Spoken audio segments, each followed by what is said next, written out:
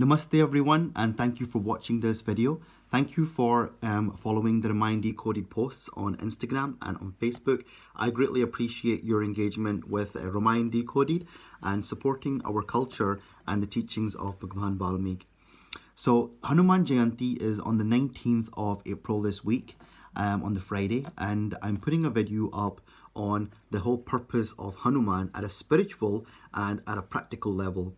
In the Valmiki Ramayana, Bhagwan Valmiki has wrote a whole chapter on Hanuman, but throughout the whole process of the Ramayana, Hanuman is a very important part of it, and also a very, very important character, a very big character as part of Shri Ram's life, who ultimately helped him to bring his wife Sita back from Lanka. So Hanuman represents pranayama or pranayam, which is life energy control. And life energy control is very closely associated to breath control. This is the reason why we call Hanuman Pavanputra Hanuman, or the son of the air god, the son of the Vayus. So as per Vedic literature, there are 49 Vayus, 49 different types of life energies which operate within you and outside of you that ultimately give you life and the means to do the things that you do internally and externally.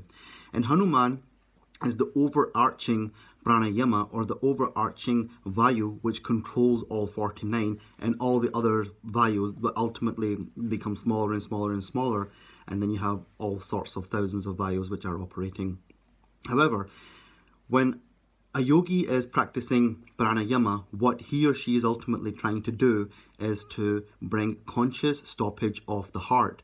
Because by doing that, you go into a deeper state of meditation, which ultimately leads to samadhi. Now, on a more practical level, Hanuman, representing pranayama, which is closely associated to breath control, is closely associated to the mind.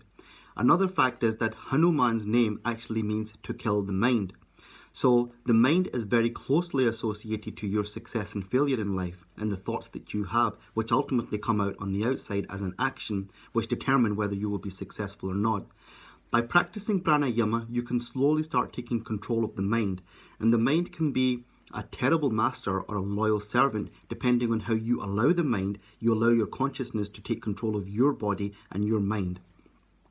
Practicing pranayama allows you to quieten the mind by quietening your heartbeat. And when that happens, you start making more rational decisions, more business-focused decisions, decisions which will ultimately favor not just yourself, but the people around you as well.